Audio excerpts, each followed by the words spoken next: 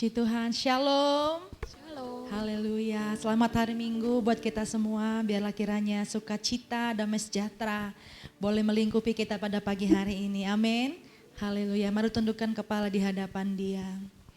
Terima kasih Tuhan Yesus, kami mengucap syukur buat pagi hari ini. Kami tahu Engkau hadir di tengah-tengah kami Tuhan, dan Engkau siap untuk melawat setiap kami. Biarlah kiranya kami boleh membuka hati kami, mengizinkan, membiar Roh Kudus bekerja untuk menjamah kami pagi ini Tuhan. Biarlah kiranya hati kami boleh kami persiapkan untuk lawatan Tuhan terjadi pada pagi hari ini. Terima kasih Tuhan Yesus, kami menyerahkan ibadah kami dari awal sampai akhir ke dalam tangan kuasa-Mu. Haleluya Tuhan, terpujilah nama-Mu Yesus. Kami bawa pujian penyembahan kami yang terbaik buat Tuhan. Kami siapkan hati kami yang terbaik buat Tuhan. Haleluya Yesus, terpujilah nama-Mu Tuhan. Kau sungguh layak disembah dan Kau layak ditinggikan Tuhan. Haleluya, ini hati kami yang terbaik bagi-Mu Yesus. Terpujilah nama-Mu Tuhan. Haleluya. Jemaat Tuhan, saya sama-sama saya undang untuk kita berdiri di hadapan Tuhan. Haleluya. Alam semesta melukiskan kebesaran Tuhan. Bumi dan surga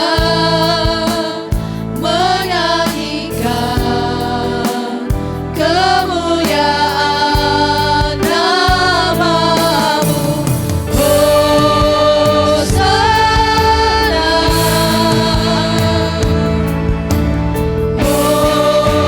Hosana, layak dipuji di sana.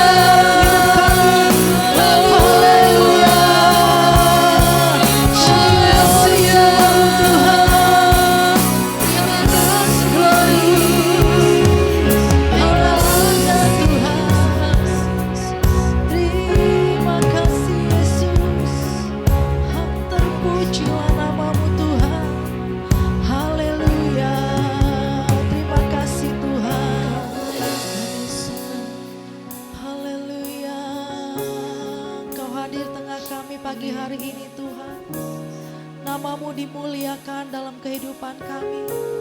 Namamu yang ditinggikan di dalam nama Tuhan Yesus. Haleluya, terpujilah namamu Tuhan. Kami menyembahmu Tuhan. Kami agungkan Engkau Yesus. Haleluya, oh Tuhan. Jamaah Tuhan, lawanlah umatmu. Urapi, puaskan dengan hadiratmu. Kami menyembahmu, kami mengagungkan muliakan nama Yesus. Kami muliakan nama-Mu Tuhan. Bagimu segala pujian, Engkau baik Yesus. Segenap jiwa kami memuji-Mu Tuhan. Segenap jiwa kami meninggikan Yesus. Raja.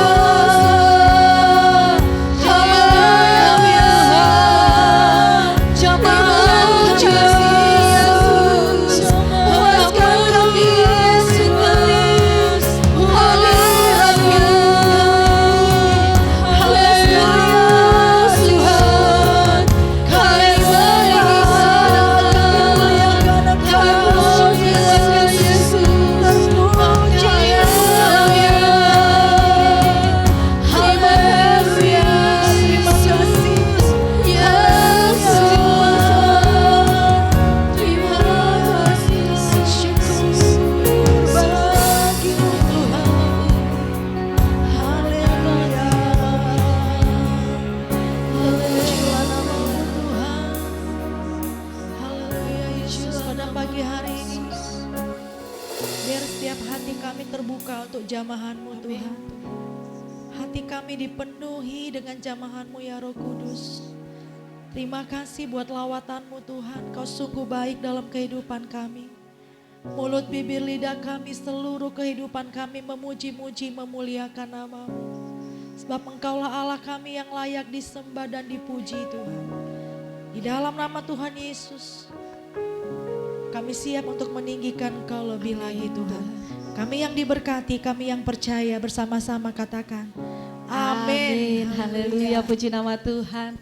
Kita percaya bahwa Allah hadir di tempat ini untuk memberikan kita sukacita. Amin. Mau menerima sukacita yang daripada Tuhan? Amin. Boleh lambaikan tangan. Haleluya. Kita melihat jika di pemberitaan, televisi, internet dan lain sebagainya banyak terjadi kekacauan. Tapi itu tidak akan membuat kita hidup dalam ketakutan. Amin. Amin. Sebab Tuhan kita adalah Tuhan yang penuh dengan sukacita. Barang siapa yang menyembah Tuhan, dia akan memiliki sukacita yang melimpah. Amin. Amin. Siap menerima sukacita yang daripada Tuhan. Haleluya. Kita mau naikkan pujian ini bahwa kita tidak akan membiarkan ketakutan menimpa hidup kita. Haleluya Tuhan. Engkaulah sumber sukacita kami, Engkaulah penghiburan kami Tuhan.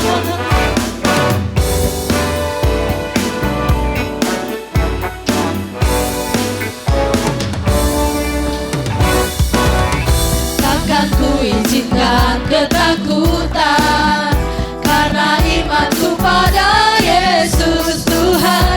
Tak ada alasan tawar hati, karena Yesus ada di sini. Kami percaya, Ku percaya firman Tuhan sanggup menghidupkan dan berikan sukacita dalam Tuhan melimpah, melimpah. Kekuatan dari Tuhan tercurah atas kita. haleluya, Kau luar biasa Tuhan. Kami terima sukacita yang daripada-Mu Tuhan. Takkan ku izinkan ketakutan, karena imanku pada Yesus Tuhan. Tak ada alasan tawar hati, karena Yesus ada di sini. Kita semua percaya, Percaya firman Tuhan sanggup menghidupkan dan berikan sukacita dalam Tuhan melimpah, melimpah. Kekuatan dari Tuhan tercurah atas kita. haleluya Tuhan. Kami bersyukur atas sukacita yang Kau berikan. Amin. Semuanya bersukacita pada pagi hari ini. Amin. Yang bersukacita katakan amin. Amin. Haleluya Tuhan. Kau sumber sukacita kami.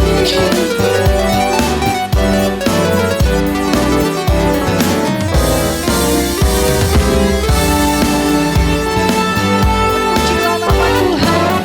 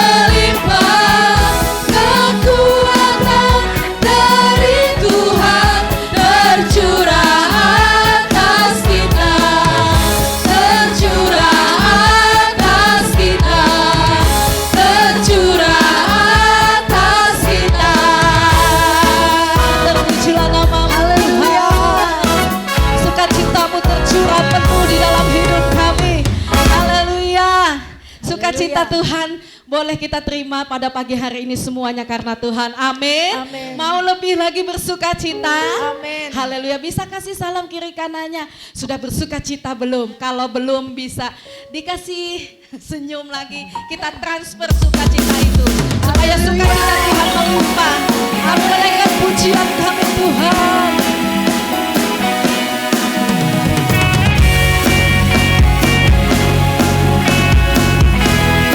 Katakan pujian syukur, Pujian syukurku ku naikkan bagimu, kasih dan rahmatmu tercurah bagiku. kami Hidup bersamamu, ikut kehendakmu. kami mau berjalan. Ku berjalan, tinggalkan masa lalu. Sebab kasih-Mu Kasih-Mu yang terbesar, kasih-Mu segalanya, janji-Mu yang sempurna. Oh, Kaulah sukacitaku, bersuka dalam-Mu. Yesus, Kau kekuatanku.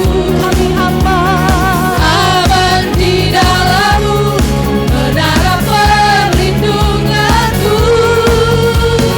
Menari bagimu, Yesus, Kau sukacitaku. Mulialah nama-Mu, oh Yesusku. kami terima sukacita-Mu Tuhan. Pujian syukurku ku naikkan bagimu, kasih dan rahmat-Mu tercurah bagiku. Hidup bersama-Mu, ikut kehendak-Mu. Kami mau berjalan. Ku berjalan, tinggalkan masa lalu.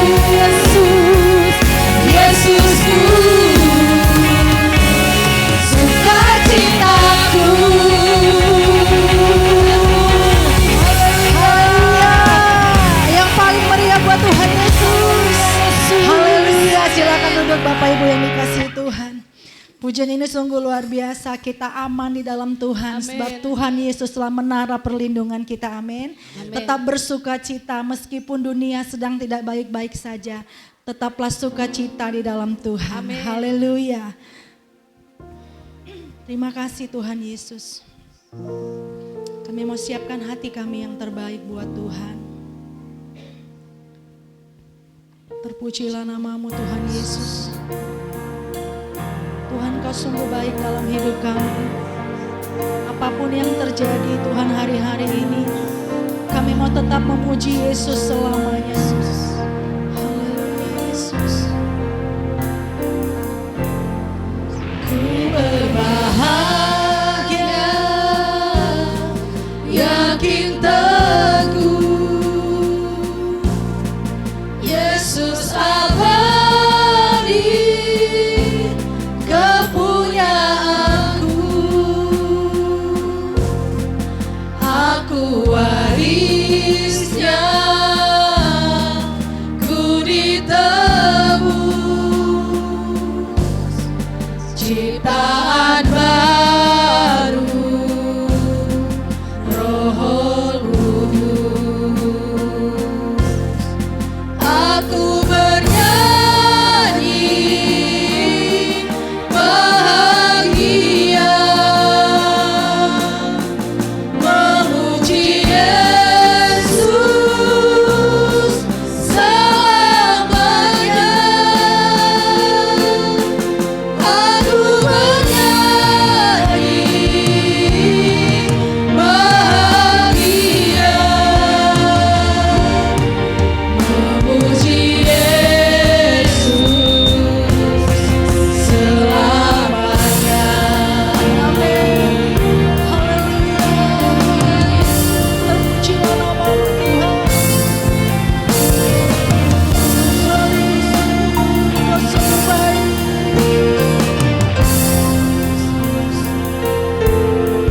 Ku berbahagia, yakin teguh, Yesus abadi, kepunyaanku. Aku warisnya, ku ditebus, ciptaan baru, Roh Kudus. Aku bernyanyi bahagia, memuji Yesus selamanya. Aku bernyanyi bahagia, memuji Yesus selamanya. Aku bernyanyi bahagia, memuji Yesus selamanya. Aku bernyanyi bahagia, memuji Yesus selamanya. Ku berbahagia, yakin teguh. Ku berbahagia, yakin teguh, Yesus abadi, kepunyaanku. Aku warisnya, ku ditebus, Amin. ciptaan baru, Roh Kudus. Aku bernyanyi, Aku bernyanyi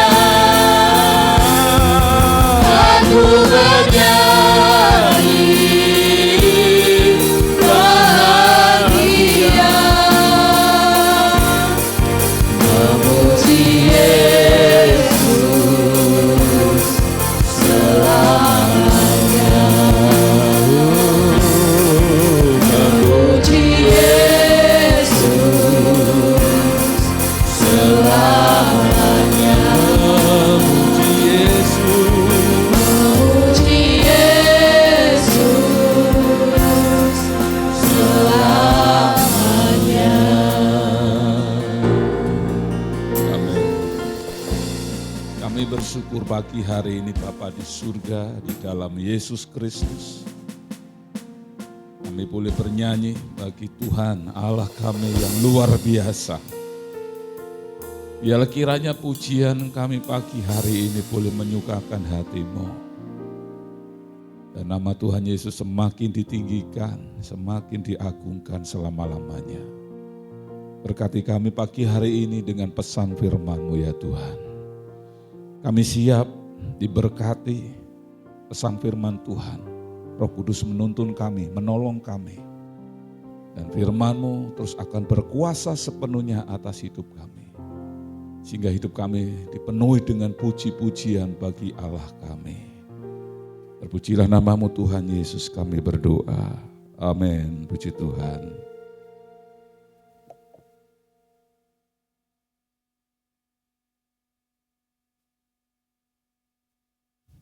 Ya, selamat pagi Bapak Ibu. Shalom. Semuanya sehat, ada amin. Pagi hari ini saya menyampaikan firman Tuhan karena kita sudah mendekati untuk Jumat Agung Paskah. Jadi saya mengambil sebuah judul The Beloved Son atau anak terkasih, anak yang dikasihi. Ya, The Beloved Son ini idenya saya ambil dari Injil Matius. Injil Matius pasal 3 ayat 17. Bapak Ibu bisa lihat? Bapak Supardi kelihatan Pak Supardi? Oke, puji Tuhan.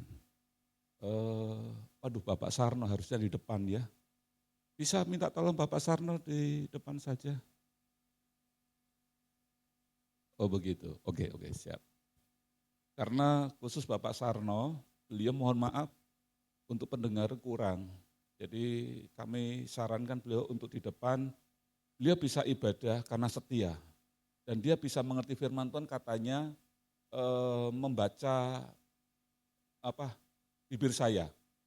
Jadi kalau di belakang mungkin ya bisa dipindah nantinya ya di depan supaya bisa melihat tulisan dan juga bisa dengan jelas. Karena katanya pendengaran agak sedikit terganggu. Ya, enggak apa-apa.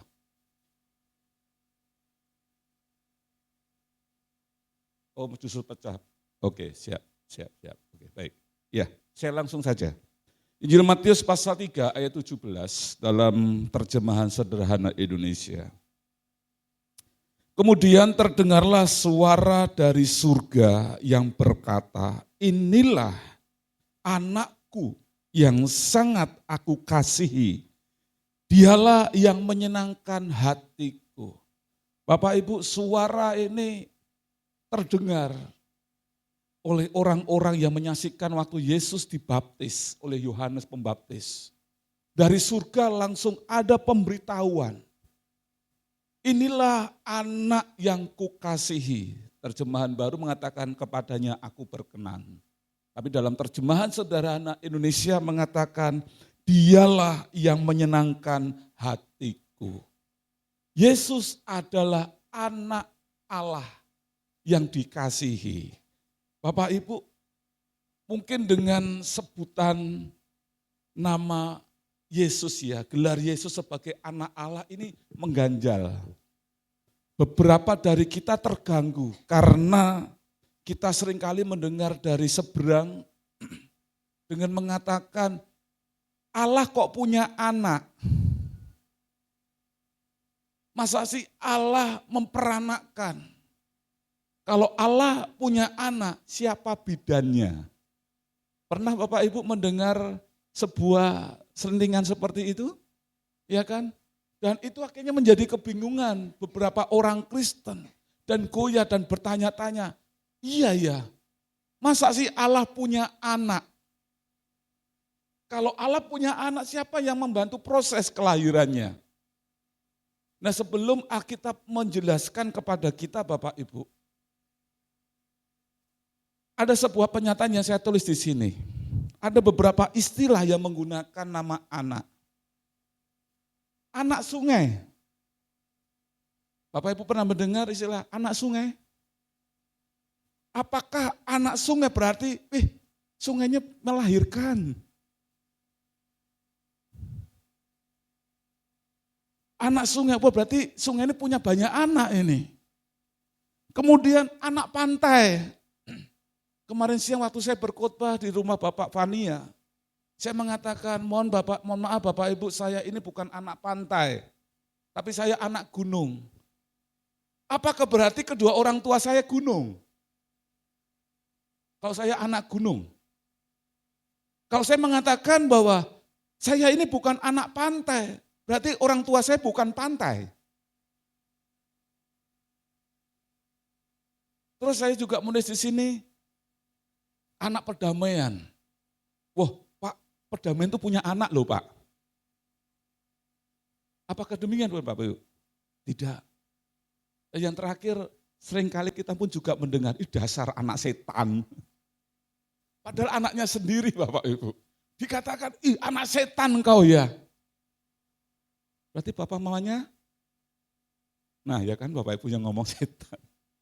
Maksudnya bukan demikian kan, artinya anak setan, kelakuannya jahat sekali. Sikapnya jelek banget, makanya dikatakan anak setan. Nah kalau saya kembali kepada sebuah pernyataan, Yesus adalah anak Allah. Apakah berarti Allah melahirkan dalam pengertian biologis? No, tidak tentunya. Ini ada sebuah istilah. Jadi ketika iman kita digoyahkan, mulai ragu-ragu tentang Allah kita, karena ada sebuah selentingan di luar sana, Allahmu punya anak, katakan pada mereka, kalau begitu sungai punya anak, gunung punya anak, kan ada istilah anak gunung, ada anak sungai, ada istilah anak pantai, ada istilah anak setan. Wah kalau setan melahirkan, siapa bidanya? Wewe gombel. Kan tidak demikian Bapak Ibu. Jadi istilah sebutan Yesus Kristus anak Allah ini sebagai istilah saja Bapak Ibu ya. Karena pemahaman kita di Indonesia ini mungkin menerjemahkan secara harafiah saja. Yesus anak Allah, secara harafiah berarti Allah ini melahirkan ya secara seperti manusia melahirkan seorang anak. Tidak demikian.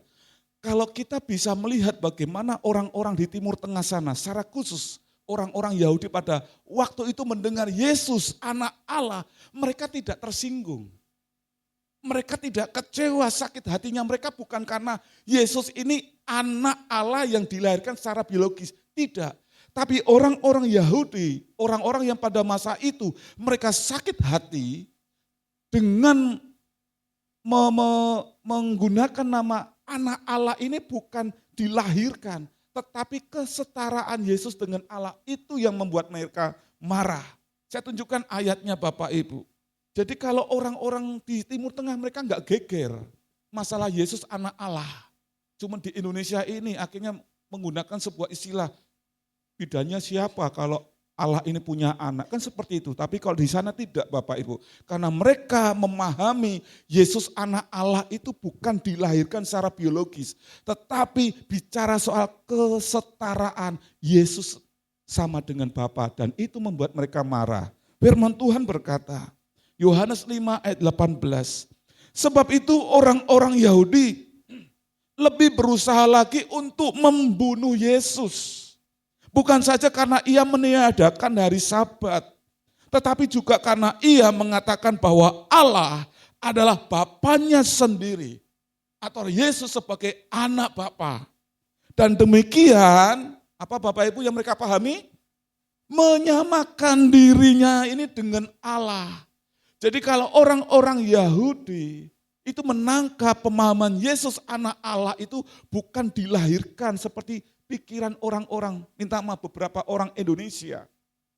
Mereka menangkap bahwa Yesus adalah anak Allah, itu mereka pahami Yesus ini setara dengan Allah. Itu yang membuat mereka marah. Ucapan Yesus anak Allah ini kurang ajar, sama dengan Allah. Mereka tidak mengerti Bapak Ibu. Jadi pada pendahuluan ini saya berharap Bapak Ibu tidak menjadi bingung lagi, tidak terganggu dengan istilah Yesus anak Allah. Itu istilah ya. Sebenarnya Yesus adalah anak Allah ini lebih kepada berbicara tentang hakikat, bicara soal hubungan, bicara soal otoritas, dan bicara tentang penyelamatan. Yang akan kita bahas Bapak Ibu satu persatu, saya berharap bisa selesai. Meskipun cukup panjang. Penyataan Yesus sebagai anak yang dikasih bukan hanya informasi sejarah. Namun ini adalah fondasi iman kita. Supaya kita bisa tahu siapa Yesus itu. Kita bisa mengenali Yesus secara pribadi, bukan katanya saja. Tapi kita bisa mengenali secara pribadi. Nah kemarin minggu lalu kita belajar mengenali Yesus secara pribadi. Sehingga membuat iman kita ini kuat seperti jemaat di Smyrna. Anak yang dikasih bukan hanya informasi sejarah, namun ini adalah fondasi iman kita. Siapa Yesus itu dan mengapa kita percaya kepadanya. Jadi Bapak Ibu memiliki sebuah pijakan yang nyata, yang pasti. Aku mengenali Yesus, siapa Yesus itu. Mengapa saya mempertahankan iman sampai hari ini meskipun pergumulan itu belum selesai. Enggak ada perubahan. Berani bela mati-matian iman kita pada Yesus. Saya rindu setiap kita nanti pulang dari tempat ini memiliki iman yang kuat, tidak pernah ragu lagi. Kalau ada yang mengatakan, wah Allahmu punya anak, katakan Bapak Ibu. Bagaimana dengan istilah nama yang saya sampaikan tadi? Anak gunung, berarti gunung punya anak. Anak pantai, berarti pantai punya anak. Terus apa lagi? Anak setan. Berarti setan punya anak, melahirkan. Jadi Bapak Ibu coba balik kata-kata itu kepada mereka. Yang pertama Bapak Ibu saya akan lebih cepat ya. Makna penggunaan sebutan Yesus sebagai anak Allah. Apa sih maknanya? Yang tadi sudah saya sampaikan secara jelas, yaitu menunjukkan hakikat ilahi Yesus Kristus. Jadi kalau berbicara Yesus anak Allah, ini bicara tentang hakikatnya, kealahan, keilahian Yesus. Bukan bicara Yesus ini berarti levelnya lebih rendah daripada Bapa. Tidak. Bicara Yesus adalah anak Allah, ini bicara soal hakikat sebagai Allah. Sifatnya yang kekal dan tak terbatas. Hakikat Yesus ini bicara soal Yesus tidak diciptakan. Kalau kita memahami Yesus anak Bapa, berarti dia diciptakan. Sementara firman Tuhan tidak mengatakan Yesus diciptakan, bahwa dia adalah sang pencipta. Kita nanti akan lihat ayatnya. Bicara soal Yesus adalah hakikat ilahi.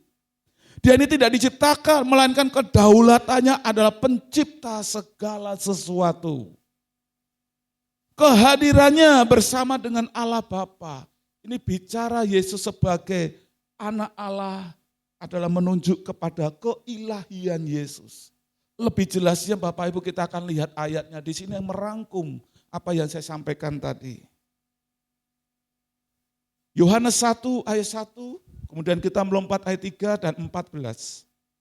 Pada mulanya adalah firman atau perkataan. Perkataan itu bersama-sama dengan Allah. Firman itu adalah, ditangkap dulu Bapak Ibu, bahwa firman itu adalah Allah. Awalnya adalah perkataan atau firman. Dan dikatakan firman Tuhan bahwa firman itu adalah Allah. Ayat 3, segala sesuatu dijadikan oleh Dia.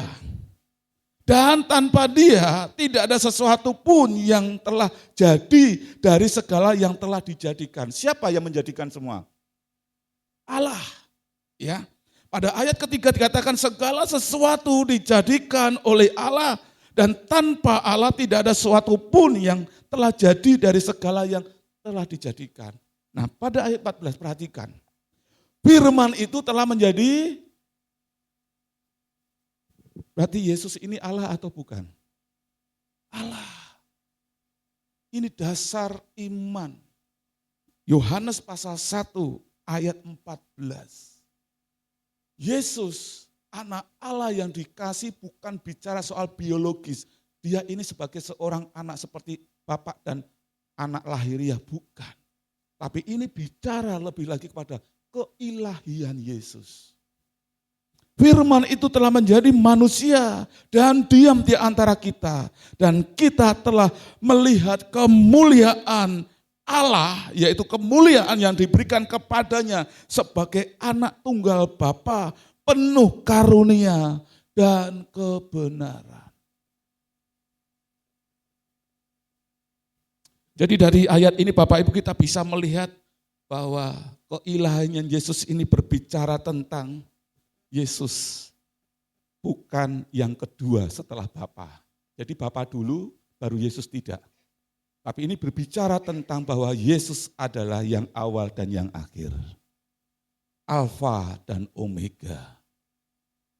Yang kedua, sekali lagi Bapak Ibu, Yesus, sebutan Yesus sebagai anak Allah itu bukan pengertian secara harafiah, secara biologis, tidak. Tapi ini menunjukkan tentang keilahiannya Yesus. Yang ketiga, Yesus tidak diciptakan, tapi dia memiliki kedaulatan sebagai sang pencipta segala sesuatunya. Dan pengertian yang terakhir, Yesus memiliki kualitas, karakter, dan kuasa yang sama dengan Allah Bapa. Jadi kalau berbicara tentang Yesus adalah anak Allah, itu bicara memiliki makna Yesus adalah Allah. Ya, menyebutkan keilahian Yesus. Memang dia manusia 100%, tapi juga dia 100% adalah Allah. Sekarang yang kedua Bapak Ibu, makna dari penggunaan kata Yesus sebagai anak Allah. Yesus memiliki supremasi atas seluruh ciptaan.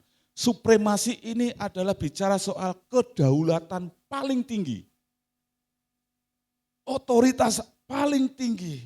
Jadi Yesus sebagai anak Allah itu bukan kuasanya lebih rendah dari yang dimiliki oleh Bapa. Tidak, tapi sama. Dan dikatakan di dalam firman Tuhan justru Yesus ini memiliki supremasi, kedaulatan penuh, otoritas penuh atas seluruh ciptaan. Ia bukan bagian dari ciptaan, melainkan penguasa atas ciptaan. Kita kembali kepada firman Tuhan sebagai dasar dari apa yang saya sampaikan. Kolose 1 ayat 16 sampai 19. Bisa kelihatan Bapak Ibu? Oke, puji Tuhan. Karena di dalam dialah, bicara mengarah kepada Yesus Kristus. Dialah telah diceritakan segala sesuatu yang ada di surga dan yang ada di bumi, yang kelihatan dan yang tidak kelihatan, baik singgasana maupun kerajaan, baik pemerintahan maupun penguasa, segala sesuatu diciptakan oleh Dia dan untuk Dia. 17. Ia ada terlebih dahulu dari segala sesuatu dan segala sesuatu ada di dalam Dia. Ialah kepala tubuh, yaitu jemaat. Ialah yang sulung, yang pertama bangkit dari antara orang mati, sehingga ia yang telah utama dalam segala sesuatu, karena seluruh kepenuhan Allah berkenan diam di dalam Dia. Jadi kalau memahami Yesus anak Allah, dia lebih rendah daripada Bapa, ini sangat dangkal sekali. Dan pemahaman yang secara harafiah saja. Sementara di dalam pandangan teologi orang Kristen, Yesus anak Allah ini bicara soal keilahian Yesus.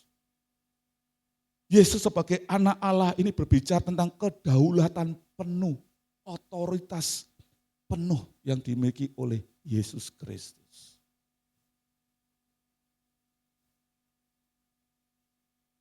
Yang ketiga,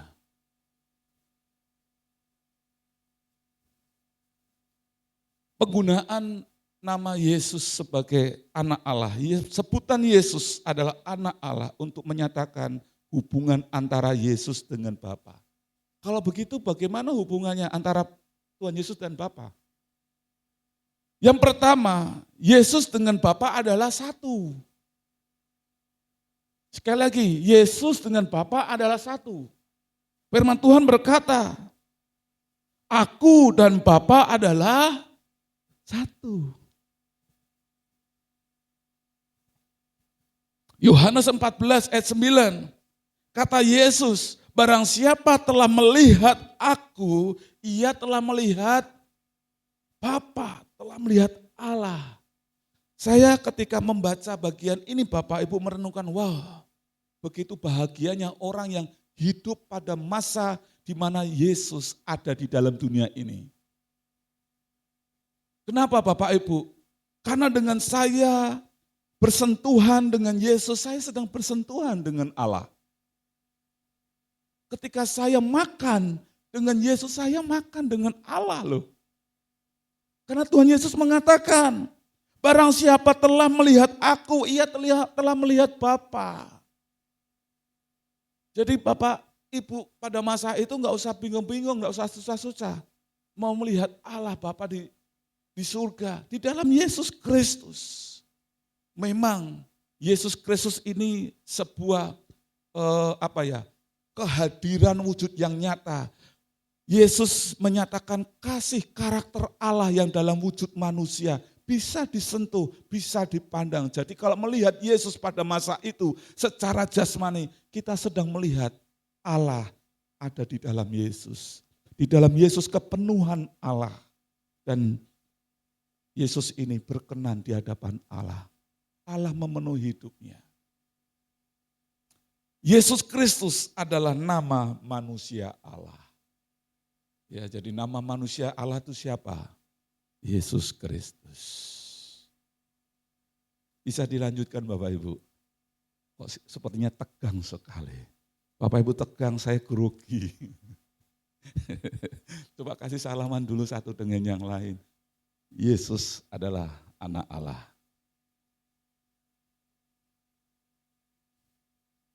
Pak, Yesus anak Allah. Kan saya ini kan juga anak Allah Pak. Benar ya? Siapa di sini yang dengan iman mengatakan saya anak Allah? Angkat tangan. Oh, angkat tangan semua kan? Ya terus bedanya apa? Orang Kristen dengan Yesus.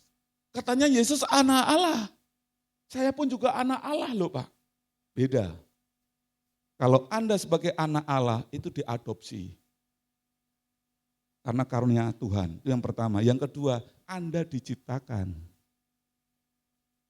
Sementara Yesus sebagai anak Allah, dia bukan diciptakan. Tadi kita sudah bahas, justru di dalam Yesus itu kedaulatan dia sebagai sang pencipta. Bisa membedakan Bapak Ibu ya, jadi tidak menjadi bingung di sini. Saya anak Allah, tapi beda dengan statusnya gelar Yesus sebagai anak Allah. Karena Yesus sebagai anak Allah, dia adalah memiliki kedaulatan penciptaan segala sesuatunya. Saya dan Bapak Ibu bisa menjadi anak Allah itu karena anugerah dan kita diciptakan. Oke. Dan yang terakhir, sebentar, ada poin yang kedua. Berbicara mengenai sebutan Yesus anak Allah, yaitu hubungan antara Bapa dengan Yesus. Yang pertama tadi, Bapa dan Yesus adalah satu. Yang kedua, Yesus adalah gambaran Allah yang tidak kelihatan. Firman Tuhan berkata di dalam Kolose pasal 1 ayat 15, Ia adalah gambar Allah yang tidak kelihatan. Jadi di zaman perjanjian lama Bapak Ibu kasihan, mereka nggak bisa melihat Allah. Allah seperti cahaya, bahkan mereka yang mendekati Allah itu gosong, mati karena kemuliaan Allah yang luar biasa. Ya. Di dalam perjanjian baru, orang percaya waktu itu bisa melihat Allah dalam wujud manusia Yesus. Jadi Yesus, hubungan antara Yesus dengan Bapa ini merupakan sebuah gambaran Allah yang tidak kelihatan. Ia adalah gambar Allah yang tidak kelihatan. Jadi bersyukur kalau Bapak Ibu mungkin pernah berjumpa dengan Yesus di dalam sebuah mungkin penampakan atau dalam sebuah mimpi. Ya, bertemu dengan Allah di dalam wujud Yesus Kristus. Kalau boleh jujur Bapak Ibu, hari ini sampai hari ini saya belum pernah mimpi ketemu Tuhan Yesus. Yang katanya orang yang pernah berjumpa itu, wah rambutnya tuh keriting Pak. Dan segini Pak, gondrong. Matanya kayak orang Eropa. Tinggi Pak, bersih, putih Pak. Nah sampai sekarang saya belum melihat Bapak Ibu. Tapi suatu saat saya akan melihat. Bapak Ibu pun juga suatu saat pasti akan melihat. Ada amin. Tadi pagi saya menulis status Bapak Ibu. Ya, ada orang yang kecewa sama Yesus waktu selama hidupnya. Tapi kalau mati selalu pengennya apa? Milih di surga. Ini bagaimana? Sementara surga ini kan punyanya Tuhan Yesus. Dia berdaulat penuh. Kalau kita ingin nanti mati, ya meninggalkan dunia ini dan berjumpa dengan Yesus, tinggal di surganya, pilihlah hari ini mulai mengasihi Yesus. Ada amin? Jangan pernah ada kecewa sama Yesus, wah ngeri loh ya kalau kita kecewa sama Yesus. Iya. Dan di dalam Ibrani 1 ayat 3, anaknya itu memancarkan kemuliaan Allah dan mencerminkan hakikat Allah secara nyata dan sempurna. Bapak Ibu kalau melihat orang tua dan anak ya, anak-anak mereka, pasti kita bisa tahu kok, ini mirip bapaknya ya, ini mirip anak mamahnya ya. Kan begitu Bapak Ibu ya. Kalau kita bisa jelas melihat Mas Daniel. Kedua anaknya mirip siapa?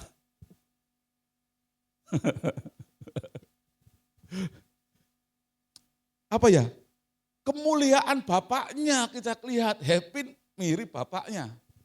Arin kemuliaan, jadi kita melihat Hepin ini Daniel Junior ini. Melihat Arin ini Daniel pakai rambut panjang ini. Kemuliaannya bapaknya.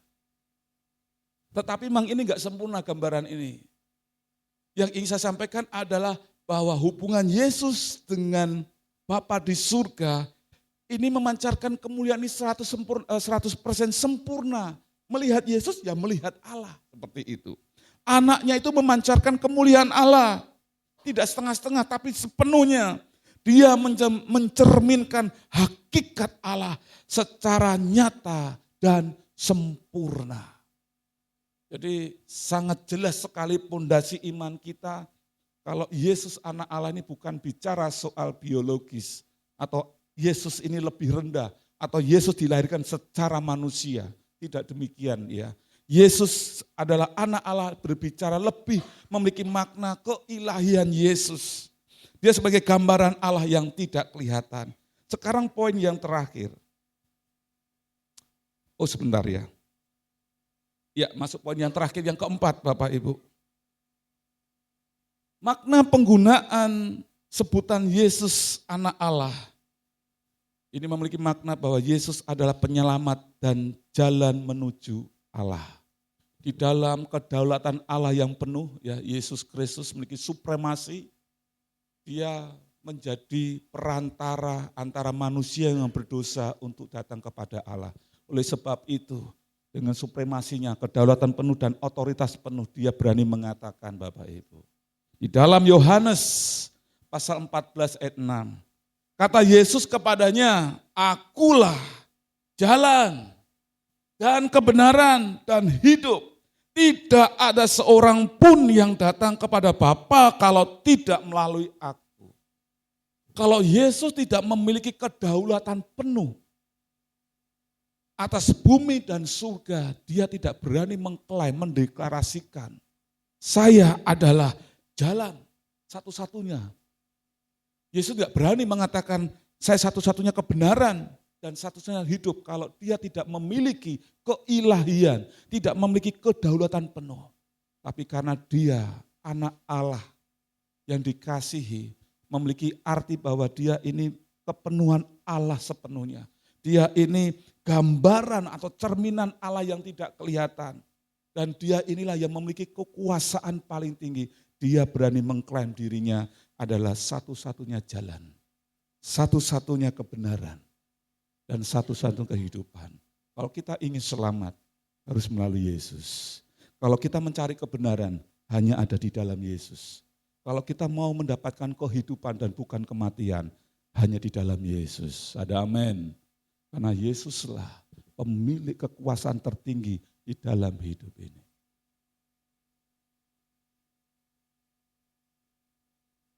Dan ayat yang terakhir Bapak Ibu, saya berharap Bapak Ibu berkenan untuk membaca ayat ini bersama-sama. Supaya kita boleh semakin dikuatkan iman kita. Bisa bangkit berdiri Bapak Ibu, ayat yang terakhir. Ini berbicara tentang makna penggunaan sebutan Yesus sebagai anak Allah. Yaitu sebagai jalan penyelamat dan jalan menuju ke Allah. Kolose 1 ayat 20 sampai 23, hitungan yang ketiga mulai 1, 2, 3. Dan oleh dialah ia memperdamaikan segala sesuatu dengan dirinya, baik yang ada di bumi maupun yang ada di surga.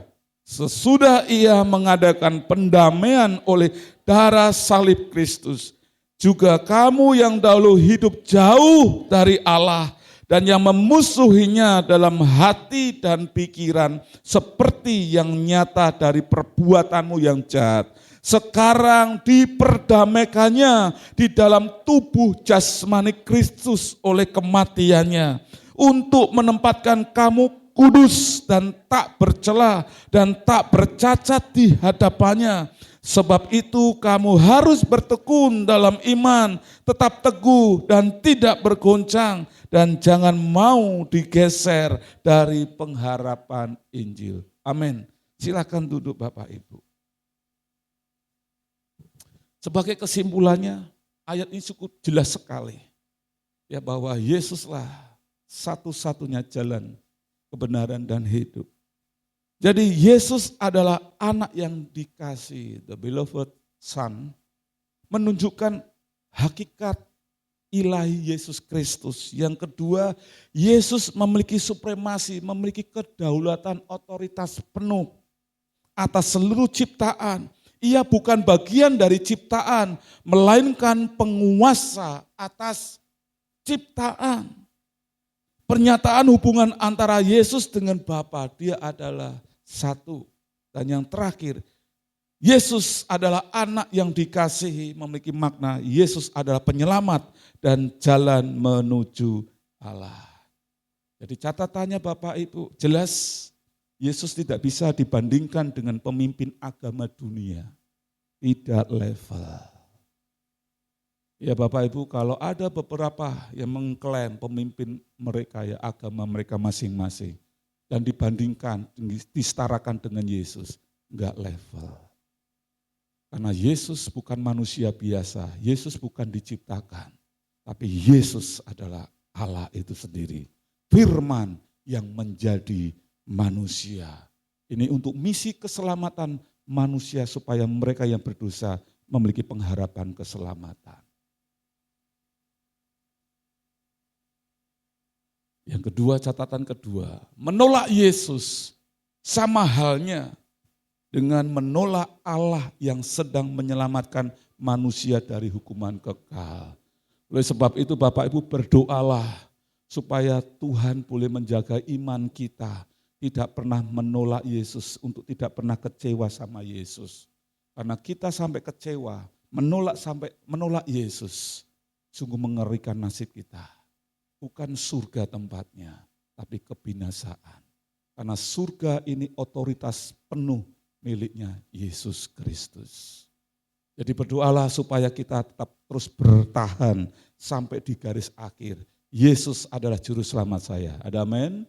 Tadi saya mendengar ya pimpin pujian mengatakan bahwa kondisi hari-hari ini nih sedang tidak baik-baik saja. Oleh sebab itu mari pertahankan iman. Sesulit apapun jangan pernah lepaskan Yesus. Kalau ada pergumulan-pergumulan sampai hari ini dan Tuhan belum menjawab doa, jangan pernah kecewa sama Yesus. Menolak Yesus sama halnya dengan menolak Allah yang sedang menyelamatkan manusia dari hukuman kekal. Yang perlu kita lakukan Bapak Ibu dengan firman Tuhan pagi hari, Yesus sebagai anak Allah, yang artinya bukan secara lahiriah, ya supaya kita menjaga sikap hidup kudus setiap saat. Mari kita menjaga hari-hari kita untuk hidup kudus, sama seperti seorang pekerja.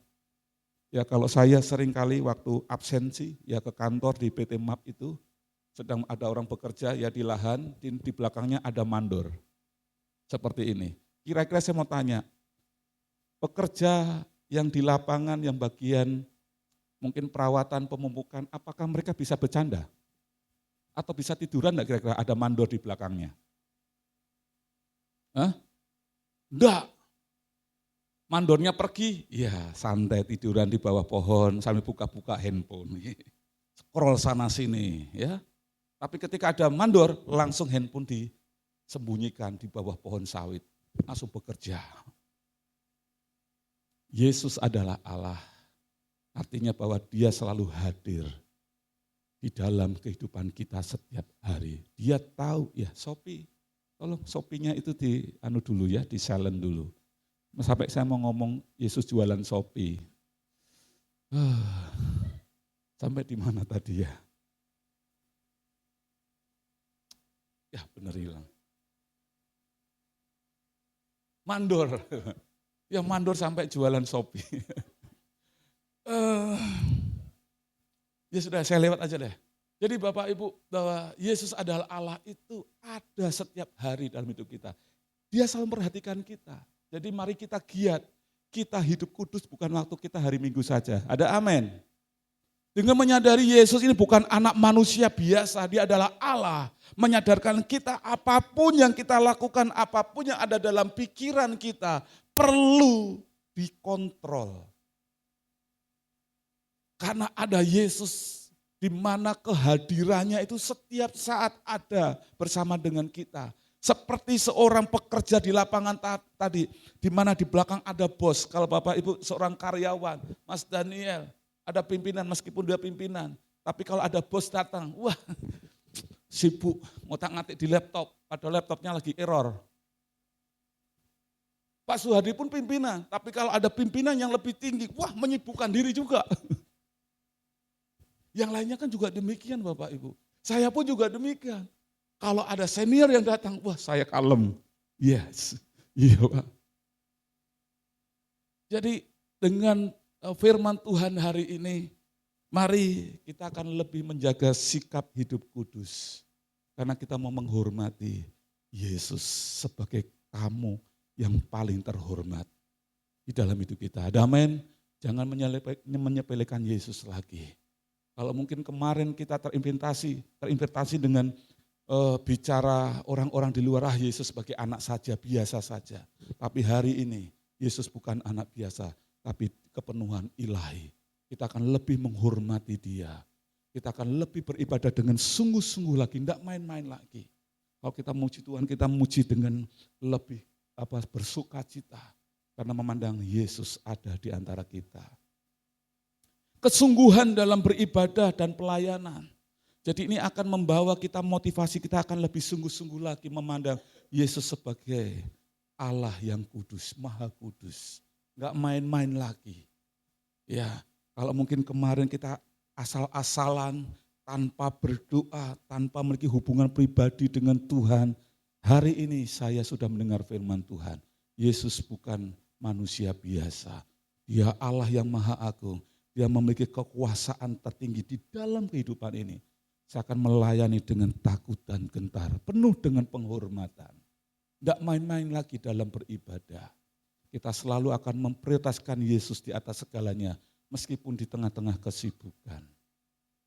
Dan yang terakhir, mari kita akan mengarahkan hidup berfokus kepada kepentingannya. Beberapa waktu yang lalu, kami para pimpinan wilayah Sinode Bapak Ibu mengadakan rapat melalui Zoom. Seringkali gagal. Karena apa? Wah, minta maaf pastor ya. Hari ini saya ada tamu istimewa. Minta maaf pastor, kami ada pertemuan dan kunjungan dari tamu spesial. Dari situ saya belajar Bapak Ibu bahwa hidup kita ini kalau tidak menganggap Yesus tamu yang terpenting, tamu yang terhormat, kita akan menyepelekannya. Yalah kiranya hari ini kita akan lebih mementingkan, memfokuskan hidup kita kepada kepentingan Allah, bukan kepentingan diri kita lagi. Kiranya Tuhan Yesus memberkati kita semua pada pagi hari ini. Mari kita akan lebih sungguh-sungguh mengasihi Tuhan Yesus. Sebab Dia adalah Allah, Alfa dan Omega yang berdaulat penuh atas hidup kita. Tuhan Yesus memberkati. Bapa di dalam surga, kami bersyukur padamu pagi hari ini. Kami boleh belajar sebagian pengertian Yesus anak Allah yang dikasihi.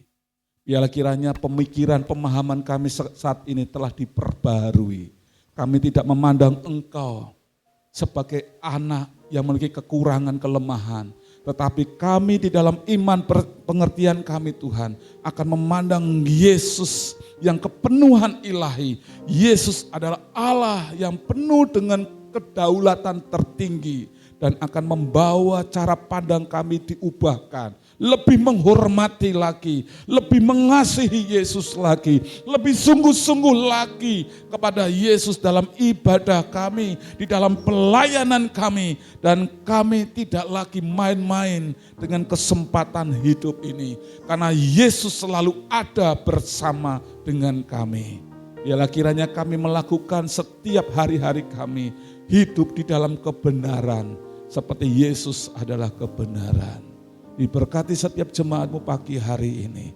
Roh Kudus terus akan menuntun jemaatmu. Mereka diberkati dengan pemahaman yang baru. Cara memandang Yesus yang diubahkan. Di dalam nama Tuhan Yesus kami berdoa dan bersyukur pada Bapa kami di dalam Yesus Kristus. Haleluya. Amin. Puji Tuhan. Puji nama Tuhan, kebenaran firman Tuhan sudah disampaikan.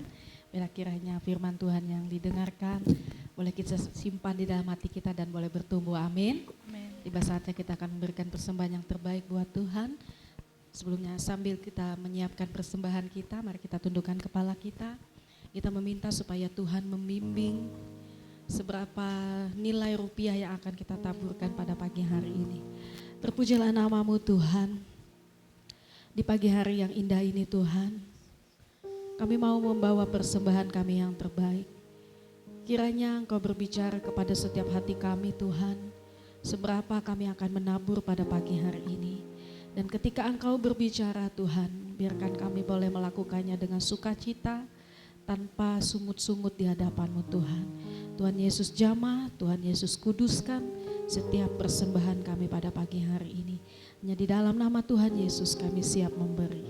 Amin. Kepada yang bertugas bisa maju untuk datang melayani kita semua pada pagi hari ini.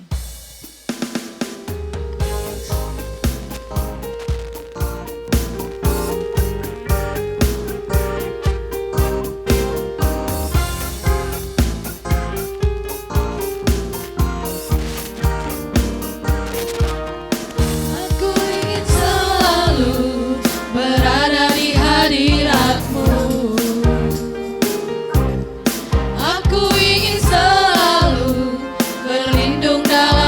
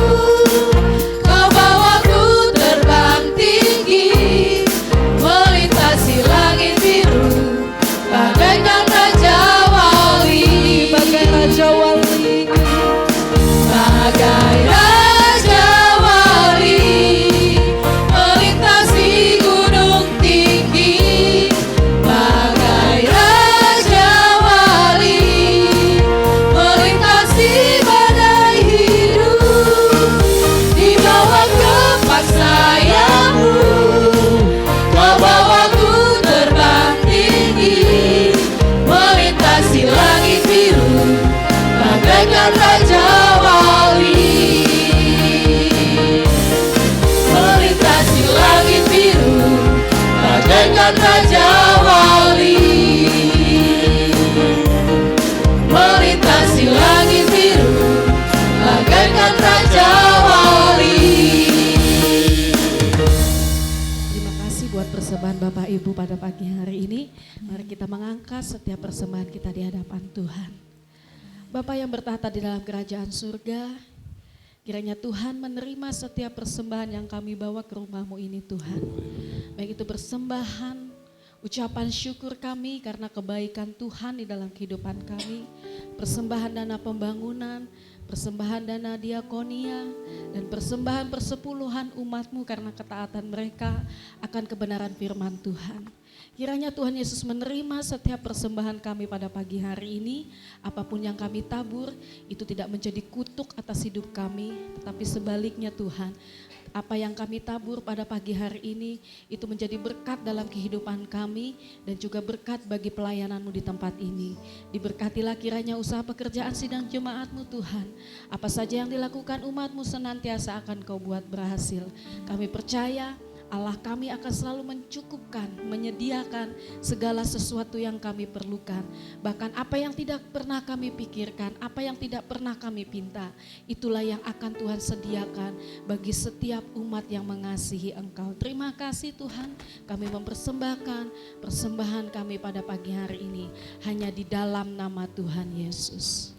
Pada pagi hari ini juga Tuhan, kami mengucap syukur karena Tuhan sudah menyertai dan memberkati ibadah kami dari awal, pertengahan sampai akhir. Tuhan mengurapi jemaat-Mu, mereka diberikan pengetahuan akan firman-Mu.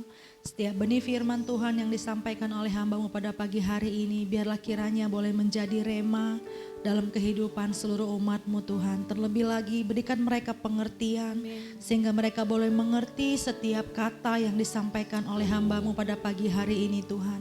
Benih firman Tuhan boleh kami materaikan di dalam nama Tuhan Yesus Kristus. Benih firman pada pagi hari ini tidak berlalu begitu saja dalam kehidupan umat-Mu, tapi biarlah kami boleh merenungkan setiap kebenaran firman-Mu Tuhan, dan kami dimampukan untuk kami menjadi pelaku-pelaku firman-Mu di dalam nama Tuhan Yesus. Terima kasih Tuhan Yesus, kami juga mengucap syukur buat pagi hari ini atas kesembuhan yang sudah Tuhan nyatakan dalam kehidupan Ibu Tomo, sehingga hamba-Mu pada pagi hari ini dapat beribadah kepada Tuhan. Semuanya karena Tuhan Yesus begitu baik dalam kehidupan Ibu Tomo. Dan tak lupa Tuhan, kami juga mau berdoa buat Ibu Karti yang saat ini sedang sakit Tuhan, demam, pusing kepalanya Tuhan. Biarlah kiranya Tuhan Yesus boleh menjamah Ibu Karti di dalam nama Tuhan Yesus. Tuhan memberikan kesembuhan. Engkau jamah bagian tubuhnya yang saat ini sakit Tuhan. Bilur-bilur menyembuhkan Ibu Karti di dalam nama Tuhan Yesus. Sehingga nanti malam Tuhan hamba-Mu boleh kembali beraktivitas, karena Tuhan Yesus sudah memberikan kesembuhan bagi Ibu Karti. Kami juga mengucap syukur Tuhan atas kesembuhan yang Tuhan berikan buat Bapak Sitepu, buat Bapak Agus yang saat ini juga masih dalam proses Tuhan. Kami menyerahkan setiap hamba-hamba-Mu ini ke dalam tangan-Mu. Biarlah kiranya Tuhan sakit penyakit tidak menghalangi mereka untuk datang kepada Tuhan. Hati mereka terus terarah kepada Tuhan. Dan setiap kesembuhan yang mereka terima, boleh mereka bawa sebagai ucapan syukur mereka yang terbaik buat Tuhan. Boleh menjadi kesaksian bagi kemuliaan nama-Mu Tuhan. Terima kasih Tuhan Yesus. Kami serahkan Tuhan buat Bapak Agus, Bapak Sitepu, Ibu Tomo Tuhan. Buat Ibu Karti ke dalam tangan kuasa-Mu di dalam nama Yesus. Kami juga berdoa bagi jemaat-Mu yang lain yang sedang bergumul dengan sakit penyakit mereka. Ibu Rahel, Ibu Mujiati, Bapak Frankie Tuhan, Bapak Theo Tuhan, dan yang lainnya Tuhan Yesus. Kami menyerahkan seluruh jemaat-Mu Tuhan ke dalam tangan kuasa-Mu. Kasih setia Tuhan menyertai setiap langkah hidup jemaat-Mu. Terima kasih Tuhan. Kami juga berdoa bagi anak-anak kami yang besok akan kembali lagi Tuhan beraktivitas. Mereka akan kembali masuk sekolah. Biarlah kiranya Tuhan boleh menyertai, memberkati semua anak-anak kami yang bersekolah di dalam nama Tuhan Yesus. Berkat kasih setia Tuhan menyertai di sepanjang hidup mereka. Apa yang mereka cita-citakan, apa yang menjadi kerinduan mereka di masa depan mereka. Kiranya Tuhan berkati, Tuhan urapi, Tuhan genapi, jadilah sesuai kehendak-Mu dalam kehidupan mereka. Engkau menjagai, melindungi anak-anak kami Tuhan, di dalam nama Tuhan Yesus. Kami juga memberkati buat setiap jemaat-Mu yang besok juga akan bekerja Tuhan, para kepala rumah tangga yang akan bekerja mencari nafkah buat keluarga mereka masing-masing. Tuhan memberkati, Tuhan menjagai, melindungi mereka, dijauhkan dari kecelakaan, maut. Kami tolak semua di dalam nama Tuhan Yesus. Berkati kepala rumah tangga, anak-anak-Mu di tempat ini Tuhan. Kami sebagai penolong, sebagai istri-istri yang bekerja juga Tuhan, yang mungkin yang di rumah Tuhan sebagai ibu rumah tangga, Tuhan pun boleh memberkati kami, mengurapi kami, dan bawa hidup kami semakin hari semakin mengasihi Tuhan. Terima kasih Tuhan Yesus, kami menyerahkan buat seluruh kehidupan jemaat-Mu ke dalam tangan kuasa-Mu. Biarlah nama-Mu Yesus yang kami puji, yang kami sembah senantiasa. Terpujilah nama-Mu Tuhan. Haleluya Yesus.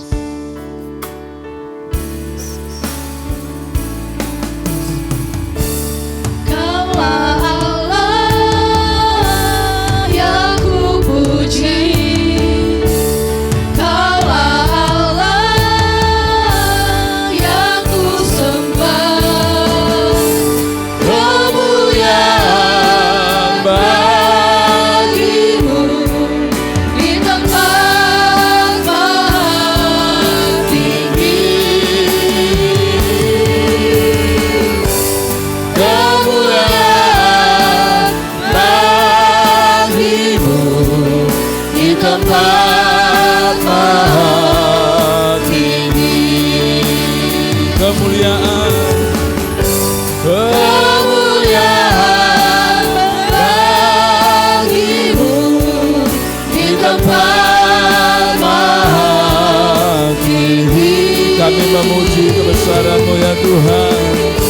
Kemuliaan bagi-Mu di tempat maha tinggi.